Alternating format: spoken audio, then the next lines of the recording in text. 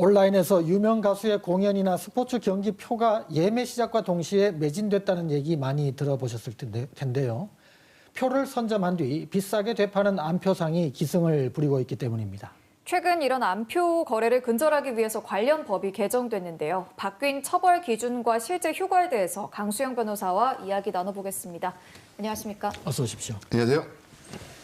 암표는 사실 오래전부터 있었던 건데 최근에는 그 차원이 달라졌다고 합니다. 공연이 취소될 정도로 심각해졌다는데 실제 어느 정도인가요? 네, 이 어르신들이 좋아하는 가수 임영웅 씨 공연 티켓 구하는 것이 로또 당첨보다 어렵다, 그런 말들을 많이 하십니다. 네.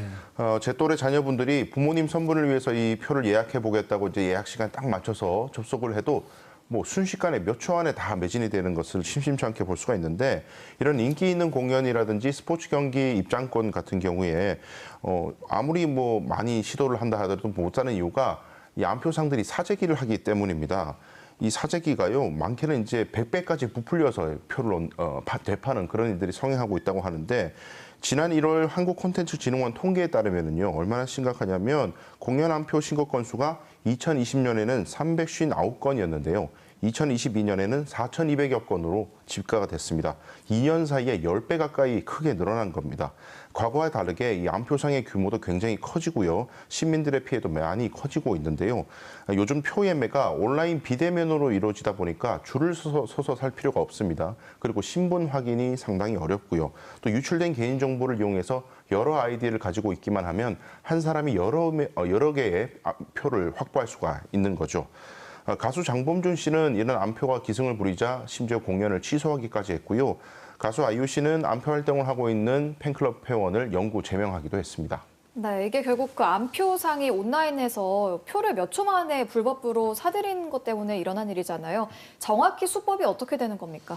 네, 그렇게 구하기 힘든 표를 어떻게 구할까 생각해 보면은 온라인으로 표를 구하려면은 키보드와 마우스로 아이디와 암호를 입력하고 좌석도 선택하고 뭐 어떤 버튼들을 클릭해야 하는데, 네. 그러한 과정들을 매크로 프로그램이라는 것을 이용해서 자동으로 이루어질 수 있도록 순식간에 사람의 힘보다 훨씬 빠르게 입력할 수 있도록 하는 프로그램들을 운영하는 겁니다. 이런 프로그램들만 제작해서 판매하는 업체들도 아주 성행하고 있는데요. 또 다른 수법들은 다수의 알바생들을 고용을 해서 표를 이렇게 예매를 해놓은 뒤에 진짜 표를 구하고 싶어하는 사람으로부터 아이디를 받아옵니다. 그런 상황에서 미리 예매해놨던 표를 취소하자마자 바로 예매를 하는, 이것을 일명 아이디 옮기기라고 하는데요. 줄여서 아옴이라고 많이 요즘 부릅니다. 이런 식으로 또 하고, 또 다른 수법이 있는데요. 이게 업자와 암표상들끼리 뭐 경쟁이 치열해지다 보니까 이 프로그램이 갈수록 정교해져서 프로그램까지도 이제 경쟁이 심화되다 보니까 갈수록 일반인들은 표를 사기가 굉장히 어려워지는 그런 현상이 일어나고 있고요. 당연히 많은 사람들이 당연히 웃돈을 줘야만 표를 구할 수 있는 상황으로 흘러가고 있고요.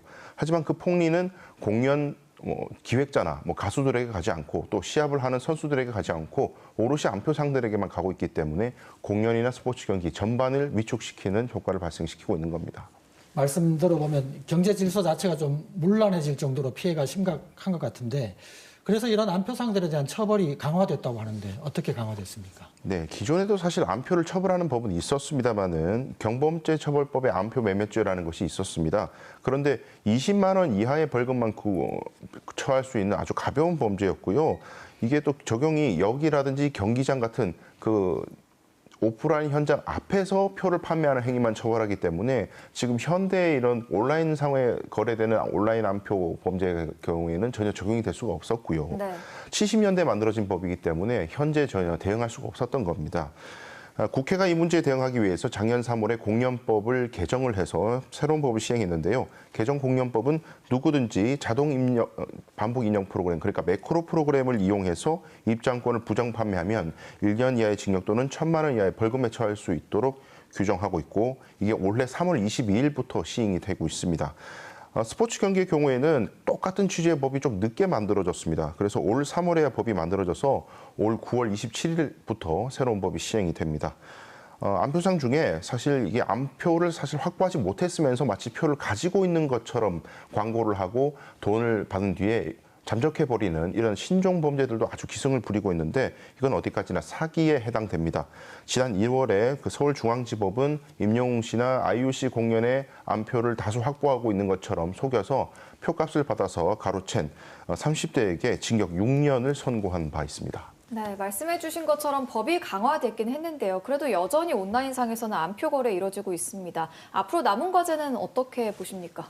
네, 우선 여전히 법의 공백이 굉장히 커 보입니다. 이 새로운 개정법들 제가 소개해 드렸습니다마는 매크로를 이용해서 부정 판매하는 것만 처벌하고 있지, 아까 제가 말씀드렸던 아이디 옮기기 같은 혹은 아르바이트 고용 방식에 따른 암표를 거래하는 것은 전혀 처벌할 수가 없습니다. 또 가수들이 지금 자구책 마련에 나서서 IOC 같은 경우에는 암표를 신고한 사람에게 포상으로 티켓을 오히려 주기도 하고요. 장범준 씨 같은 경우에는 블록체인 기술을 도입을 해서 1인 1표만 살 수 있도록 하고 이 표는 아예 양도가 불가능하도록 설정하는 등 자구책 마련에 나선 겁니다. 그런데 이런 것보다도 국가가 나서야 한다는 지적의 목소리도 있는데요. 일본의 경우에는 이 웃돈을 주고 티켓 판매하는 행위 자체를 아예 금지를 하고 있고요. 대만의 경우에는 이런 행위가 적발되면 벌금이 최대 1억 원가에 이를 수 있을 정도로 굉장히 법이 엄하게 집행되고 있습니다. 그리고 암표 거래가 주로 지금 중고거래 사이트에서 많이 거래가 되고 있기 때문에 이런 암표 거래를 알고도 방치하고 있는 사이트에 대해서도 책임을 물려야 한다, 이런 목소리가 높고요. 처벌이나 가징금이 강화돼야 된다.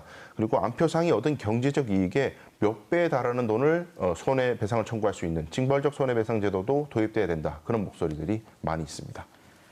네, 강수영 변호사와 함께했습니다. 오늘 말씀 감사합니다.